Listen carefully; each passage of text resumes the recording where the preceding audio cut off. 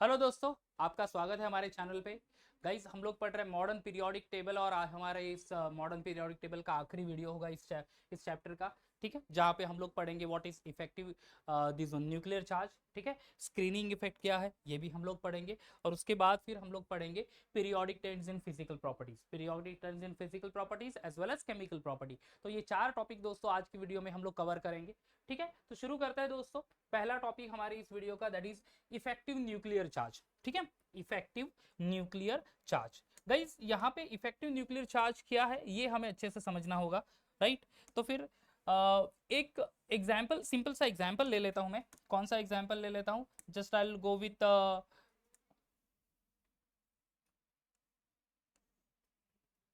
Okay, मैं ले लेता हूं example that is multi electron nucleus having और मल्टी इलेक्ट्रॉन मॉलिक्यूल। ठीक है, और atom, actually not molecule, atom ले लेंगे।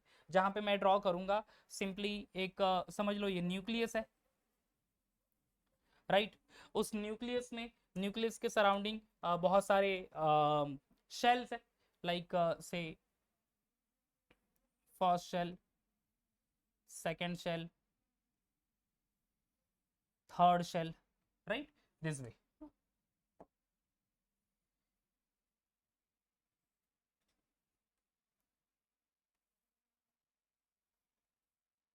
ओके, और इस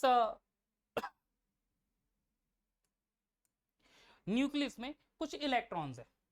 से फॉर एग्जांपल फर्स्ट शेल में 2 इलेक्ट्रॉन है, सेकंड शेल में 8 इलेक्ट्रॉन्स है, 3 4 5 6 7 एंड 8, एंड थर्ड शेल में 1 इलेक्ट्रॉन है। ये मैंने सोडियम एलिमेंट लिया है। ठीक है, मैंने कौन सा एग्जाम्पल लिया है? एग्जाम्पल लिया है मैंने एलिमेंट ऑफ Na, सोडियम, जिसका एटॉमिक नंबर 11 है, जिसके फर्स्ट शेल में 2 इलेक्ट्रॉन, सेकेंड शेल में 8 इलेक्ट्रॉन एंड थर्ड शेल में सिर्फ एक ही इलेक्ट्रॉन है। अब बच्चों, इफेक्टिव न्यूक्लियर चार्ज मतलब क्या, वो हम लोग डिस्कस करेंगे। ठीक है, अब देखो बच्चों, यहाँ पे दो चीजें होती है। जब भी मल्टी इलेक्ट्रॉन एटम है, मल्टी इलेक्ट्रॉन यानी एक से ज्यादा इलेक्ट्रॉन है किसी एटम में, तो दो टाइप के फोर्स रहेंगे वहां पे। एक तो फोर्स ऑफ अट्रैक्शन होगा और दूसरा होगा दोस्तों that is force of repulsion. ठीक है, फोर्स ऑफ अट्रैक्शन कहाँ पे होगा? फोर्स ऑफ अट्रैक्शन तो डेफिनेटली न्यूक्लियस एंड इलेक्ट्रॉन के बीच में फोर्स ऑफ अट्रैक्शन होगा। ठीक है, न्यूक्लियस जो कि जिसमें प्रोटॉन होता है, जिसका पॉजिटिव चार्ज है, एंड इलेक्ट्रॉन नेगेटिवली चार्ज है। तो फिर क्या होगा गाइस? इलेक्ट्रॉन एंड प्रोटॉन के बीच में फोर्स ऑफ अट्रैक्शन, राइट। दूसरा फोर्स ऑफ रिपल्शन, रिपल्शन कहां में होगा? तो जो सिमिलर चार्ज स्पीसीज है, कौन सा है? इलेक्ट्रॉन है, इलेक्ट्रॉन नेगेटिवली चार्ज है, तो इलेक्ट्रॉन इलेक्ट्रॉन के बीच में फोर्स ऑफ रिपल्शन एग्जर्ट होगा। समझ में आ रहा है मेरी बात? ध्यान से सुना दोस्तों। ठीक है, क्या हो रहा है यहाँ पे? किसी भी कोई भी एक से ज्यादा इलेक्ट्रॉन वाला कोई एटम है, तो वहां पे दोनों force of attraction, I mean दोनों फोर्स एग्जर्ट होंगे, force of attraction and force of repulsion. Force of attraction होगा न्यूक्लियस एंड इलेक्ट्रॉन के बीच में, positive and negative charge, and force of repulsion होगा नेगेटिव चार्ज स्पेसिस में यानी electrons के बीच में, राइट। अब यहाँ पे बच्चों फोर्स ऑफ रिपल्शन जो है, समझ लो फर्स्ट शेल के इलेक्ट्रॉन्स एंड सेकंड शेल के इलेक्ट्रॉन्स के बीच में force of repulsion. Similarly second shell and third shell के इलेक्ट्रॉन्स के बीच में रिपल्सिव फोर्स एक्सर्ट हो रहा है। अब ये फोर्स ऑफ रिपल्सिव कर क्या रहा है बच्चों? ये जो आउटर मोस्ट शेल है ना, उसको और थोड़ा सा दूर ढकेल रहा है। ठीक है, आउटर मोस्ट शेल को क्या कर रहा है? दूर ढकेल रहा है। अब आउटर मोस्ट शेल को दूर ढकेल रहा है, इसका मतलब हो क्या रहा है दोस्तों? जो अट्रैक्टिव फोर्स एक्सर्ट कर रहा है न्यूक्लियस, ये अट्रैक्टिव फोर्स इस शेल की तरफ, ठीक है, कौन सी शेल की तरफ? इस शेल की तरफ, वो पहुंचने ही नहीं दे रहा। You got the point? The attractive force जो है इस थर्ड शेल की तरफ वो पहुंचने ही नहीं दे रहा। Understood? So what ever the force of से नेट न्यूक्लियर चार्ज जो एग्जर्ट हो रहा है और एक्सपीरियंस कर रहा है बाय द इलेक्ट्रॉन, इसको बच्चों बोलते हैं इफेक्टिव न्यूक्लियर चार्ज। ठीक है, क्या बोलते हैं दोस्तों? Effective nuclear charge. So guys देखो, the net nuclear charge actually experience by an electron. ठीक है, the net nuclear charge actually experience by an electron, ये देख ले, net nuclear charge experienced by an electron, that is called as effective nuclear charge, okay, which is denoted by ZeFF। ठीक है, ZeFF। तो समझ गए दोस्तों इफेक्टिव न्यूक्लियर चार्ज क्या है? एक और बार जो शॉर्ट में बता देता हूं वापस से। कोई भी एटम है जिसमें एक से ज्यादा इलेक्ट्रॉन्स है, तो न्यूक्लियस एंड इलेक्ट्रॉन के बीच में force of attraction, electron electron के बीच में फोर्स ऑफ रिपल्शन। ठीक है, फोर्स ऑफ रिपल्शन यहाँ पे ज्यादा मैटर कर रहा है दोस्तों। क्यों? क्योंकि फोर्स ऑफ रिपल्शन की वजह से क्या हो रहा है कि जो आउटर मोस्ट शेल है, लास्ट वाली शेल है, वैलेंस शेल कह सकते हैं हम लोग, ठीक है, वो ज्यादा दूर ढकेली जाएगी from the nucleus because of repulsive force between the outermost shell and the penultimate shell, ठीक है।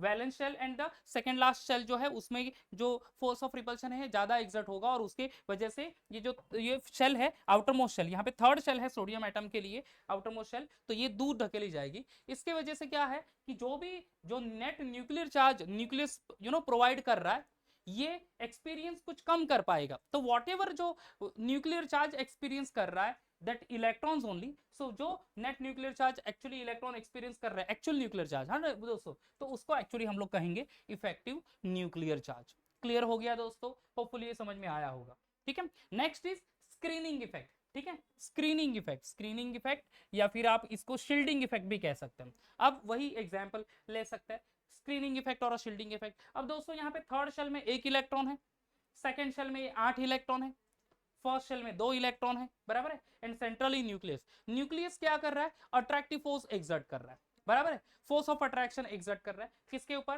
फर्स्ट शेल के इलेक्ट्रॉन्स के ऊपर, सेकंड शेल के इलेक्ट्रॉन्स के ऊपर भी दोस्तों, एंड थर्ड शेल के इलेक्ट्रॉन्स के ऊपर भी, राइट, ओके। अब दोस्तों यहाँ पे क्या हो रहा है कि जो फोर्स ऑफ अट्रैक्शन जो स्प्रेड आउट हो रहा है पूरे एटम के बीच में, एटम में, बराबर है, तो वो जो फोर्स ऑफ अट्रैक्शन है दोस्तों ये क्या कर रहा है, शील्ड कर रहा है, प्रोटेक्ट कर रहा है सेकेंड शेल। कौन सा शेल प्रोटेक्ट कर रहा है, सेकेंड शेल प्रोटेक्ट कर रहा है, ठीक है। आप यहाँ पे देख सकते हैं, अगर मैं डायग्राम वापस से ड्रॉ करूं तो ये न्यूक्लियस है, ठीक है, उसके सराउंडिंग में ये फर्स्ट शेल, ये सेकेंड शेल, ठीक है, ये थर्ड शेल, ठीक है दोस्तों।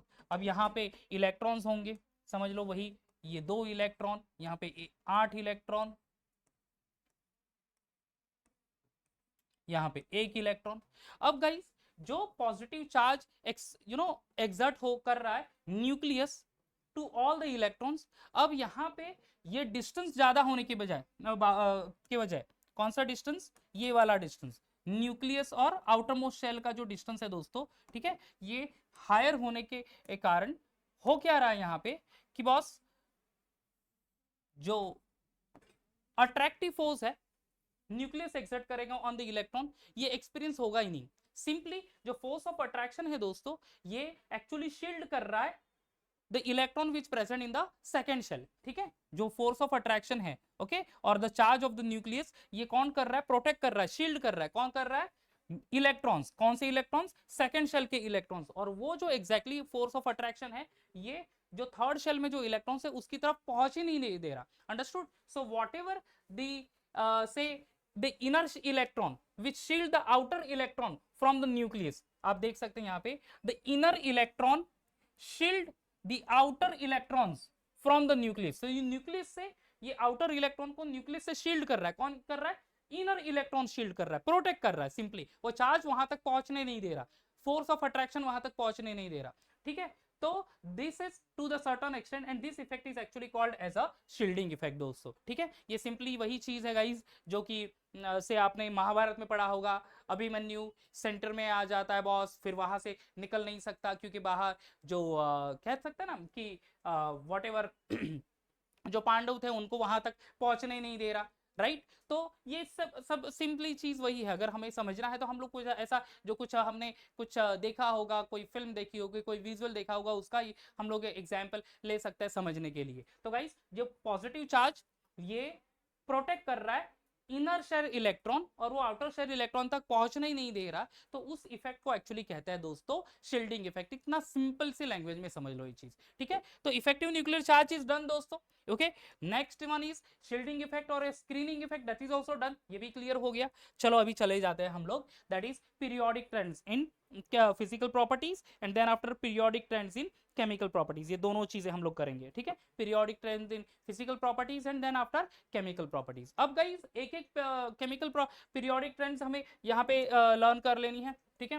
पहला हम लोग शुरू हो जाता है for the atomic radius, ionisation enthalpy, ionic radius, okay. उसके बाद फिर हमें पढ़ना है दोस्तों इलेक्ट्रोनेगेटिविटी, इलेक्ट्रॉन गेन, एंथैल्पी, ये सारे ट्रेंड्स हमें पढ़ना है। ट्रेंड्स यानी बच्चों क्या है, ट्रेंड्स यानी वेरिएशन, ठीक है। ट्रेंड्स मतलब क्या दोस्तों, ट्रेंड्स यानी वेरिएशन। तो पहले गाइस आपको एग्जाम पॉइंट ऑफ व्यू आप पढ़ रहे होंगे तो डेफिनेटली आपको हर एक जो जो यू नो प्रॉपर्टी है एलिमेंट की, यानी एटॉमिक रेडियस हो गया, आयोनिक रेडियस हो गया, आयोनाइजेशन एंथैल्पी है, इलेक्ट्रोनेगेटिविटी है, इन सब की डेफिनेशन पढ़नी होगी दोस्तों, आपको अच्छे से डेफिनेशन याद करनी होगी, ठीक है। और वो जो पर्टिकुलर प्रॉपर्टी है हर एक एलिमेंट की, ठीक है, ये सारे प्रॉपर्टीज है एलिमेंट की, radius, atomic radius, ionic radius, electronegativity, ionisation enthalpy, electron gain enthalpy, ये सारी प्रॉपर्टीज है दोस्तों एलिमेंट की, हर एक एलिमेंट वो प्रॉपर्टी कैरी करता है, ठीक है। तो ये प्रॉपर्टी ग्रुप में एंड पीरियड में किस तरह से वेरी होगी, ये आपको सिर्फ वहां पे पढ़ना है। वो वैल्यू वगैरह दी है बुक में, वो सारी वैल्यूज कुछ याद नहीं रखना है,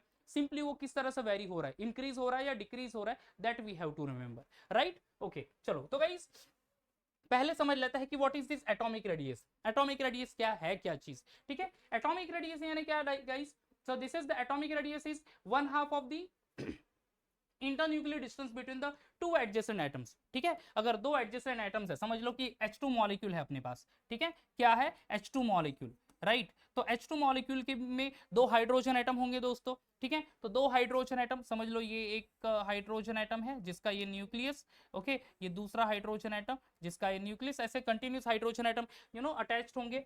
अब ये दो हाइड्रोजन एटम, राइट, ये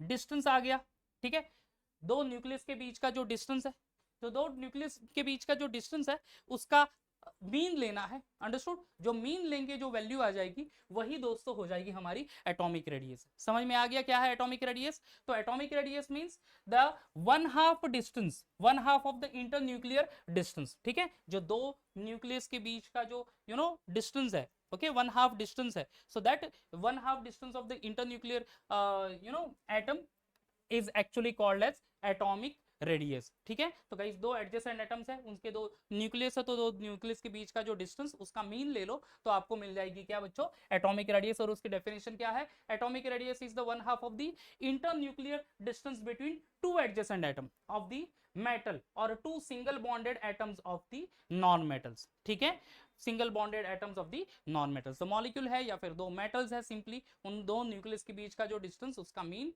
you'll be getting that atomic radius। okay, चलो ये तो चीज हो गई एटॉमिक रेडियस के बारे में। अब ग्रुप में एंड पीरियड में ये एक्चुअली किस तरह से वेरी करती है दोस्तों, ये हमें यहाँ पे पढ़ना है, ठीक है। अब आप पीरियोडिक टेबल पे चले जाते हैं वापस से, थोड़ा सा पीरियोडिक टेबल को हमें देखना पड़ेगा गाइस, ओके। क्यों पीरियोडिक टेबल को देखना पड़ेगा, क्योंकि यहाँ पे हमें सारी चीजें नोट करनी होगी कि कौन सा एलिमेंट है, उसका एटॉमिक नंबर क्या है एंड ऑल, राइट। ओके चलो, तो फिर बच्चों ये देख लो यहाँ पे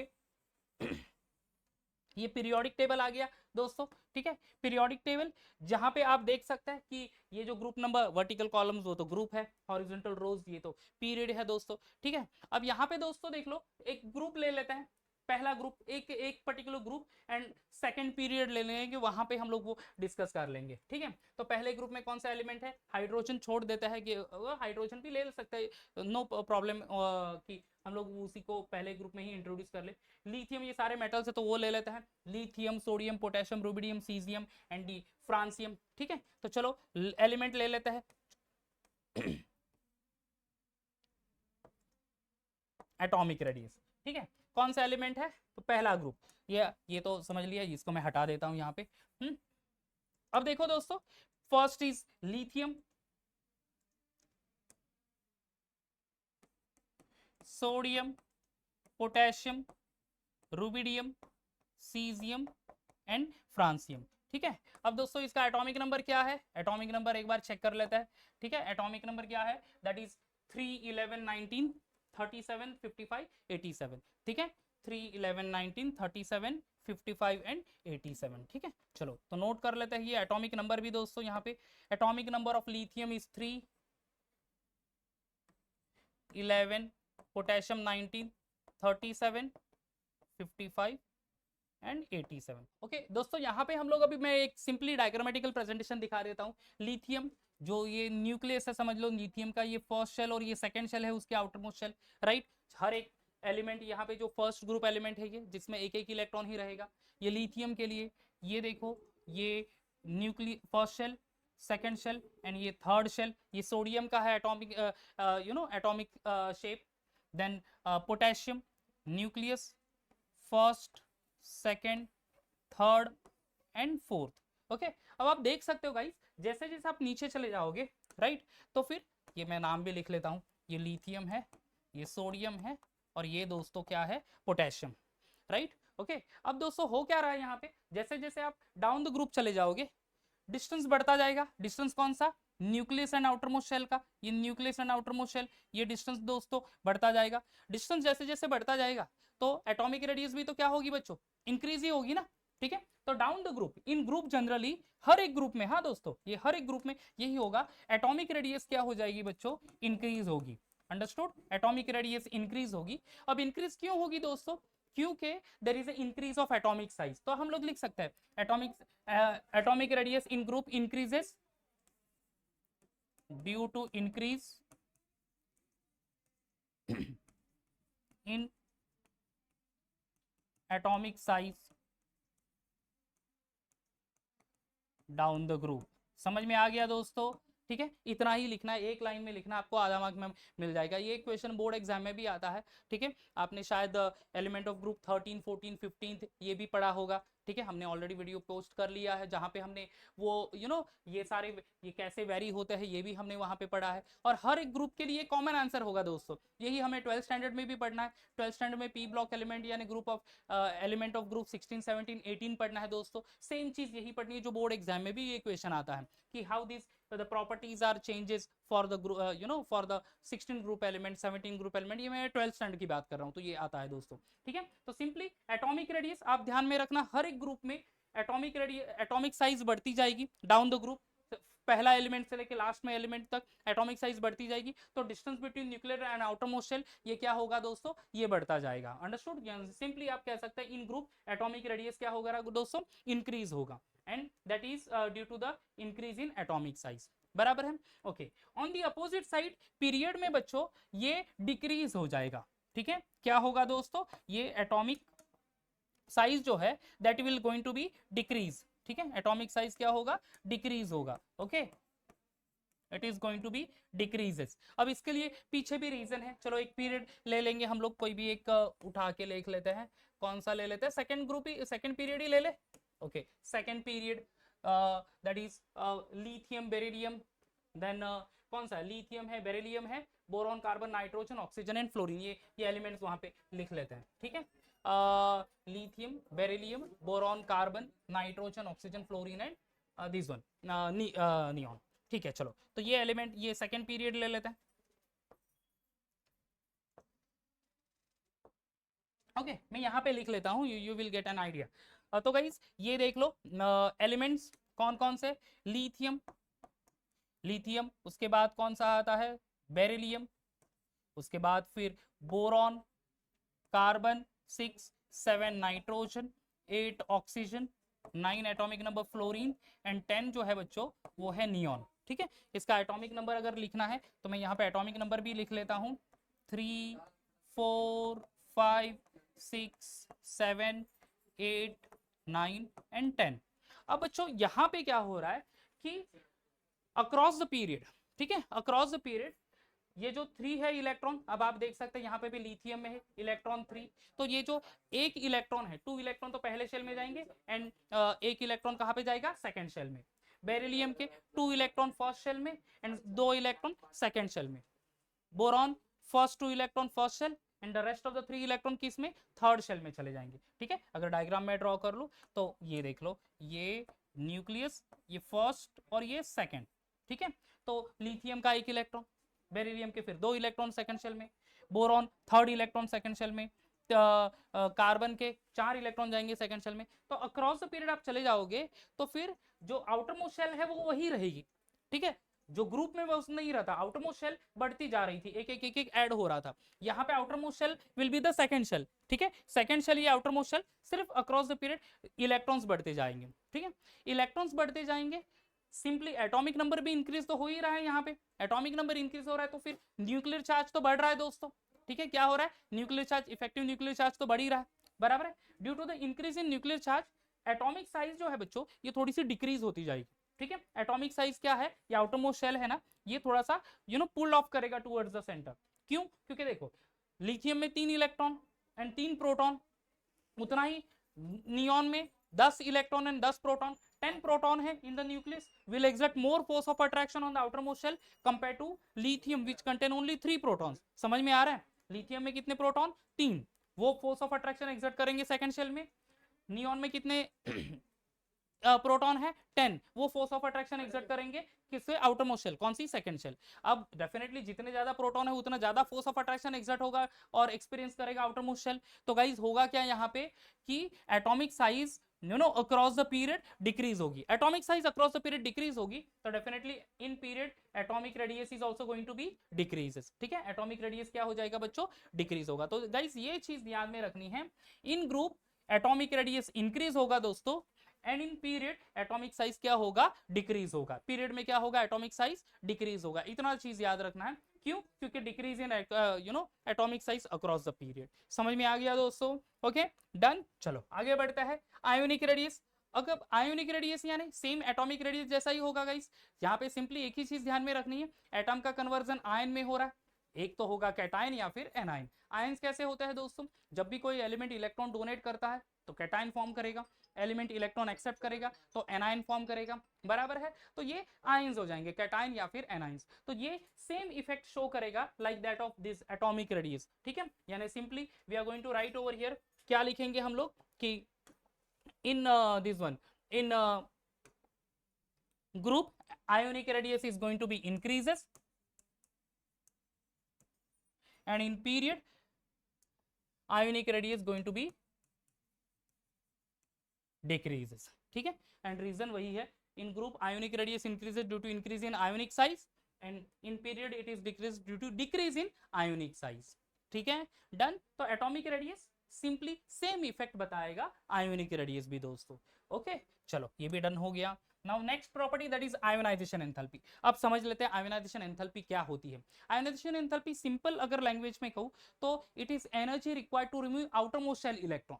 ठीक है, energy required to remove outer most shell electron. Outer most shell में जितने भी इलेक्ट्रॉन है उसको निकालने के लिए, उसको हटाने के लिए जो एनर्जी लगेगी वो आयोनाइजेशन एंथैल्पी। ठीक है, energy required to remove an electron from the isolated gaseous atom in its ground state, ground state that is in outer ground state में जो आउटर मोस्ट शेल है उसमें। So that is called to be the ionization enthalpy. अगर वापस से मुझे यही इसी डायग्राम का हेल्प लेना पड़ेगा दोस्तों, ग्रुप में जैसे जैसे डाउन द ग्रुप जाएंगे एटॉमिक साइज बढ़ेगी, एटॉमिक साइज बढ़ेगी तो फिर distance between nucleus and outer most shell is also increases. जितना देखो बच्चों आउटर मोस्ट शेल में और वैलेंस इलेक्ट्रॉन है और न्यूक्लियस है, जितना डिस्टेंस कम उतना फोर्स ऑफ अट्रैक्शन ज्यादा, डिस्टेंस ज्यादा उतना फोर्स ऑफ अट्रैक्शन कम। तो कम डिस्टेंस में अट्रैक्टिव फोर्स ज्यादा है तो ज्यादा एनर्जी लगेगी to remove that electron. And अगर डिस्टेंस ज्यादा है, ये समझ लो मेरा हाथ न्यूक्लियस है राइट हैंड, एंड ये इलेक्ट्रॉन वाला आउटर मोस्ट शेल है और वहां पे इलेक्ट्रॉन है, तो ये डिस्टेंस ज्यादा है तो ज्यादा डिस्टेंस तो अट्रैक्टिव फोर्स कम, अट्रैक्टिव फोर्स कम है मतलब less energy will be required. वही ये इलेक्ट्रॉन शेल है, ठीक है, ये न्यूक्लियस मेरा, तो फिर ये डिस्टेंस कम है, इलेक्ट्रॉन यहाँ पे है तो closer to the nucleus electron है तो फोर्स ऑफ अट्रैक्शन ज्यादा, अट्रैक्टिव फोर्स ज्यादा है तो ज्यादा एनर्जी लगेगी। सिंपली आप कह सकते हैं कि ionization enthalpy is going to be decrease. ठीक है, ionization enthalpy is going to be decreases down the group. ठीक है, down the group ionization enthalpy क्या होगी बच्चों? डिक्रीज होगी, क्योंकि जैसे आप देख सकते हैं यहाँ पे जैसे डिस्टेंस बढ़ रहा है, इलेक्ट्रॉन दूर चले जाएंगे न्यूक्लियस से, उतनी कम एनर्जी लगेगी इलेक्ट्रॉन को रिमूव करने के लिए। तो यानी सिंपली जो टॉप मोस्ट एलिमेंट है पीरियोडिक टेबल में, ग्रुप में स्पेशली, उसकी आयोनाइजेशन एंथैल्पी हायर होगी, एंड जो नीचे है at the bottom of the periodic table उसकी आयोनाइजेशन एंथैल्पी लेसर होगी। तो ionization enthalpy in this one in group decreases due to decrease in increase in atomic size, and in period it is going to be increase. तो दोस्तों ionization enthalpy in period is going to be increases. ठीक है, क्यों? क्योंकि period में क्या होगा दोस्तों, अगर आप देख सकते हैं ये डायग्राम, ये अक्रॉस द पीरियड क्या होगा कि सेम आउटर मोस्ट शेल में इलेक्ट्रॉन एंटर होगा। ठीक है, आउटर मोस्ट शेल सेम हो जाएगा, तो जैसे जैसे आप अक्रॉस द पीरियड जाओगे एटॉमिक साइज मार्जिनली रिड्यूस होती है, एटॉमिक साइज मार्जिनली रिड्यूस होगी दोस्तों, तो फिर होगा क्या यहाँ पे कि वहां पे मार्जिनली साइज रिड्यूस होगी तो अट्रैक्टिव फोर्स बढ़ जाएगा दोनों के बीच में, किसके बीच में? प्रोटॉन के या फिर न्यूक्लियस के बीच में एंड इलेक्ट्रॉन के बीच में, तो more energy will be required. यानी जो फर्स्ट एलिमेंट है अक्रॉस द पीरियड आप चले गए तो फर्स्ट जो एलिमेंट है वो बिगर साइज एलिमेंट हो गया एंड लास्ट जो एलिमेंट है वो स्मॉलर साइज एलिमेंट होगी। बिगर साइज एलिमेंट के लिए डेफिनेटली लेस एनर्जी लगेगी एंड स्मॉलर साइज एलिमेंट के लिए बिगर एनर्जी लगेगी। तो आप अब अक्रॉस द पीरियड चले जाओगे तो वो डिक्रीज हो जाएगी दोस्तों, सॉरी इंक्रीज हो जाएगी। तो फिर here ionization enthalpy is going to be increases. Done, चलो आगे बढ़ लेते हैं। Next is electron gain enthalpy दोस्तों। इलेक्ट्रॉन गेन एंथैल्पी यानी क्या? इलेक्ट्रॉन गेन एंथैल्पी खुद ही वर्ड ही बता रहा है कि इलेक्ट्रॉन एक्सेप्ट करेंगे, गेन करना मतलब एक्सेप्ट करेंगे। तो जब भी कोई गैसियस एटम इलेक्ट्रॉन गेन करेगा there will be formation of anions, X यानी यहाँ पे हेलोजन ही आप कंसीडर कर सकते हैं। तो हेलोजन गैसियस एटम है, इलेक्ट्रॉन एक्सेप्ट कर रहा है, ठीक है, and there will be formation of X minus ions. अब बच्चों इलेक्ट्रॉन गेन एंथैल्पी इसकी एग्जैक्ट डेफिनेशन क्या है? The enthalpy change takes place when an electron is added to the isolated gaseous atoms, ठीक है, electron is added to the isolated gaseous atoms, right. तो guys देखो enthalpy change takes place when an electron is added to the isolated gaseous atom, that is electron gain enthalpy। अब guys होगा क्या यहाँ पे? Electron gain enthalpy बच्चों increase decrease ये नहीं लिखना है हमें लिखना है कि वो प्रोसेस एग्जैक्टली कौन सी है, एक्सोथर्मिक है या एंडोथर्मिक है। Exothermic process as we all know energy release होगी, एंडोथर्मिक प्रोसेस में क्या होता है दोस्तों? एनर्जी एब्जॉर्ब किया जाता है। तो guys here electron gain enthalpy simply हम लोग रिप्रेजेंट करेंगे एज डेल्टा एच। यहाँ पे डेल्टा ई जी एच भी लिख सकता है, सिंपली डेल्टा एच भी लिख दो आप, कोई प्रॉब्लम है नहीं। ई जी यानी इलेक्ट्रॉन गेन एक्चुअली। तो delta H is going to be negative if the process is exothermic and endothermic है दोस्तों तो फिर डेल्टा एच वैल्यू, एच यानी एंथैल्पी चेंज, ठीक है, डेल्टा एच यानी एंथैल्पी, एंथैल्पी को डिनोट करता है बाय एच साइन, ठीक है, एंड डेल्टा एच यानी चेंज इन एंथैल्पी दोस्तों, ठीक है। तो डेल्टा एच इज पॉजिटिव, एक तो पॉजिटिव होगा या फिर नेगेटिव होगा, but in most of the cases में क्या होगा दोस्तों? जो डेल्टा एच की वैल्यू है यानी इलेक्ट्रॉन गेन एंथैल्पी है ये दोस्तों ये नेगेटिव वैल्यू ही होगी, यानी ज्यादातर तो एनर्जी एलिमेंट रिलीज ही करेगा जब भी इलेक्ट्रॉन एक्सेप्ट करेगा। तो कुछ लेना है तो कुछ तो देना पड़ेगा ना दोस्तों, ठीक है। तो यहाँ पे इलेक्ट्रॉन ले रहा है तो कुछ एनर्जी रिलीज कर रहा है इनटू द एटमॉस्फेयर। समझ में आ गया दोस्तों, ठीक है। तो इलेक्ट्रॉन गेन एंथैल्पी दोनों प्रोसेस हो सकती है, एक्सोथर्मिक एंडोथर्मिक। एक्सोथर्मिक हो तो डेल्टा एच नेगेटिव, एंडोथर्मिक है तो delta H positive, but maximum cases में ओके संसार का नियम क्या है? कुछ लेना है तो कुछ देना तो पड़ेगा, तो इलेक्ट्रॉन ले रहा है तो कुछ एनर्जी रिलीज तो करनी पड़ेगी। तो मोस्ट ऑफ द केसेस में इलेक्ट्रॉन एलिमेंट को एनर्जी रिलीज ही करनी पड़ेगी and that's why delta H negative होगी दोस्तों। क्लियर हो रहा है? चलो आगे बढ़ लेते हैं। Next is electronegativity. ये फाइनल ट्रेंड्स है दोस्तों, ये फाइनल ट्रेंड्स है फिजिकल प्रॉपर्टीज का, उसके बाद फिर केमिकल ट्रेंड हमें पढ़ना है। ओके इलेक्ट्रोनेगेटिविटी का मतलब समझ लेते हैं पहले। इलेक्ट्रोनेगेटिविटी यानी क्या? It's a ability of an element और a covalently bonded atom to attract the share pair of electron toward itself, ठीक है। अब समझ लो कि गाइस से मेरे पास कार्बन है और उसके साथ हेलोजन, और कार्बन और हेलोजन के बीच में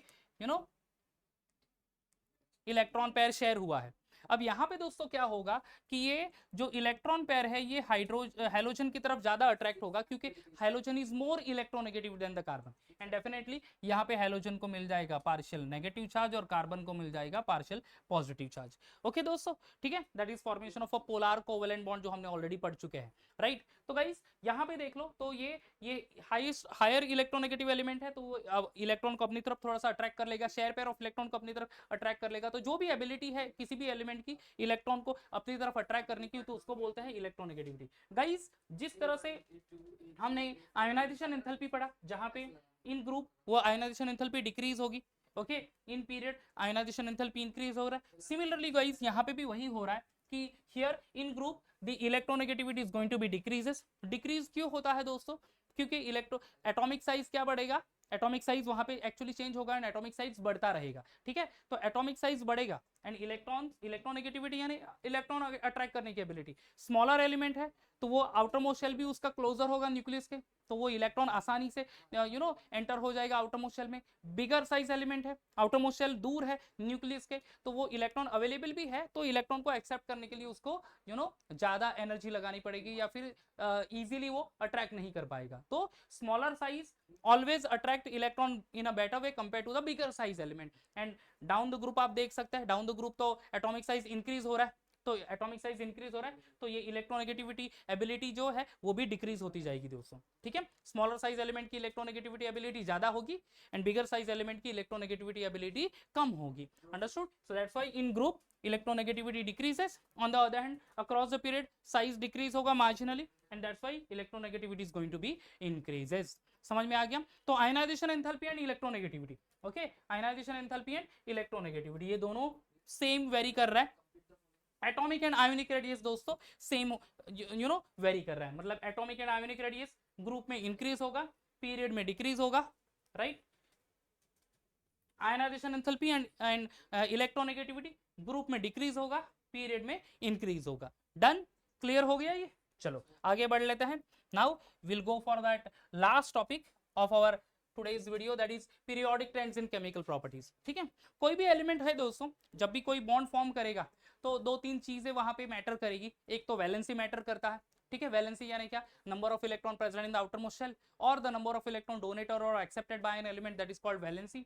उसका ऑक्सीडेशन स्टेट यानी सिंपली इलेक्ट्रॉन डोनेट करना, इलेक्ट्रॉन एक्सेप्ट करना और चार्ज स्पीसीज फॉर्म करना, कैटायन एनायन फॉर्म करना, that is oxidation state. And तीसरा जो पॉइंट या तीसरा जो फैक्टर अफेक्ट करता है दोस्तों, दैट इज केमिकल रिएक्टिविटी। क्या अफेक्ट करेगा, केमिकल रिएक्टिविटी। ठीक है गाइस, तो जनरली आप देख लो पीरियोडिक ट्रेंड्स इन वैलेंसी या फिर वैलेंस भी कहते हैं इसको। तो फिर जनरली ग्रुप में एक ग्रुप है तो वैलेंसी सेम है दोस्तों। ठीक है, अगर आप देख लो ग्रुप में कोई भी ग्रुप है तो आउटरमोस्ट शेल में इलेक्ट्रॉन सेम इलेक्ट्रॉन्स रहेंगे। ठीक है, जैसे फर्स्ट ग्रुप है तो फर्स्ट शेल के जो एलिमेंट है लिथियम, आउटरमोस्ट शेल में एक इलेक्ट्रॉन, सोडियम के भी आउटरमोस्ट शेल में एक इलेक्ट्रॉन, पोटेशियम के आउटरमोस्ट शेल में एक electron, rubidium, caesium, francium everyone having one one electron, तो वैलेंसी उसका 1। Beryllium, magnesium, calcium, strontium, barium, radium, all they are having 2 electron in their outermost shell, तो उसकी valency आ गई 2। ठीक है, अगर आप हैलोजेंस ले लो दोस्तों तो टोटल 7 इलेक्ट्रॉन्स है, 7 इलेक्ट्रॉन है तो ऑक्टेट कंप्लीट करने के लिए दोस्तों उनको एक इलेक्ट्रॉन चाहिए। ठीक है, डेफिनेशन वैलेंसी के अलग अलग है दोस्तों, कम number of electron present in the outer most shell और नंबर ऑफ इलेक्ट्रॉन एक्सेप्टेड और डोनेटेड। तो यहाँ पे halogen, fluorine, chlorine, bromine, iodine, astatine, tiny sign आ जाएगा यहाँ पे। तो ये सारे एलिमेंट्स इलेक्ट्रॉन एक एक्सेप्ट करता है, उसके लिए उनकी वैलेंसी 1। तो ग्रुप में जनरली वैलेंसी सेम होती है। ठीक है, बट अक्रॉस द पीरियड आप चले जाओ तो वैलेंसी विल बी वेरी। ठीक है, वैलेंसी थोड़ा सा वेरी करेगा। ग्रुप में there is a same valency and across the period आप चले जाओ तो इलेक्ट्रॉन्स बढ़ते जाएंगे एंड अकॉर्डिंगली क्या हो जाएगा, valency will be different. Understood, तो वैलेंसी वहां पे डिफर करेगी दोस्तों। ठीक है, अंडरस्टूड। ठीक है, तो इस वजह से वैलेंसी डिफर करेगी। Now next one, periodic trends in metallic and non metallic character, oxidation state यानी ही metallic and oxidation state learn करना, यानी metallic non metallic character. Metal electron easily donate करेंगे इलेक्ट्रॉन को, नॉन मेटल्स इलेक्ट्रॉन को accept करेंगे दोस्तों। ठीक है, अगर आप चले जाओ कोई भी just again will going to see the periodic table, वापस से हमें पीरियोडिक टेबल के बारे में ही देखना पड़ेगा। ठीक है, तो पीरियोडिक टेबल आप यहाँ पे देख लो, तो आप जब भी top to bottom of the periodic table चले जाओगे, टॉप से लेके नीचे तक, ठीक है, तो metallic character is going to be increase. Metallic character क्या हो जाएगा दोस्तों, इंक्रीज होगा। यहाँ पे तो पहले दो ग्रुप में तो मेटल ही है, ये तो पता ही है आपको। Okay, centre that is D block element, all are metals only. आपको metal and non metal and even metalloid का कॉम्बिनेशन कहाँ पे मिलेगा, पी ब्लॉक में, जहाँ पे metal, non metal and metalloids maximum है। ये भी एफ ब्लॉक एलिमेंट भी also all are metals only. ठीक है, तो गाइस आप यहाँ पे स्पेशली पी ब्लॉक एलिमेंट में ग्रुप नंबर कौन सा 13 टू ग्रुप नंबर 18 आप चले जाओ, तो गाइस यहाँ पे क्या होगा, ये boron, non metal, aluminium, metal, gallium, indium, thallium, ये सारे क्या है, मेटालॉइड्स है। And then you can say metallic elements, germanium, arsenic. ठीक है, ये क्या हो गया, ये मेटालॉइड्स है दोस्तों। And then down the group आप चले जाओगे तो मेटल्स, तो पहले at the top non metal, बीच में कुछ metalloid having the property of metal and non metal, and नीचे चले जाओगे तो आपको मिलेगा मेटालिक एलिमेंट्स। तो गाइज यहाँ पे क्या है कि metallic character is increases down the group and non metallic character आप कह सकते हैं decreases down the group. Understood, metallic character क्या है दोस्तों, इंक्रीज हो रहा है down the group and non-metallic character is going to be decreases down the group. And finally periodic trends in chemical reactivity, definitely chemical reactivity is depend upon the ease with which the electron donated or accepted, कितना easily electron donate कर रहा है, कितना easily electron accept कर रहा है। Definitely जो first group elements हैं इजीली इलेक्ट्रॉन डोनेट करेंगे बिकॉज उनके आउटरमोस्ट शेल में एक इलेक्ट्रॉन है। 17 group element easily electron accept करेंगे क्योंकि उनको आउटरमोस्ट शेल में 8 इलेक्ट्रॉन्स है दोस्तों, तो वो हाईली रिएक्टिव एलिमेंट्स हो गए।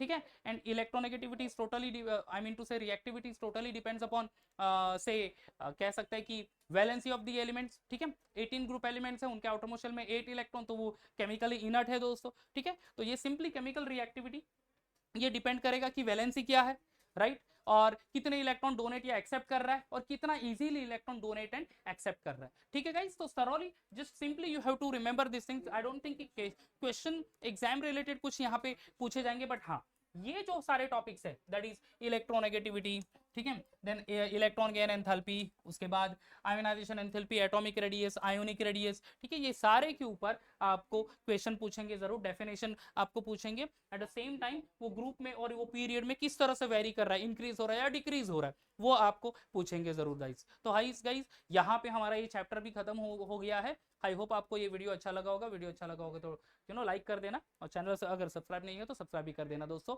नेक्स्ट वीडियो में एक और नए चैप्टर के साथ मिलेंगे दोस्तों, तब तक bye bye and take care.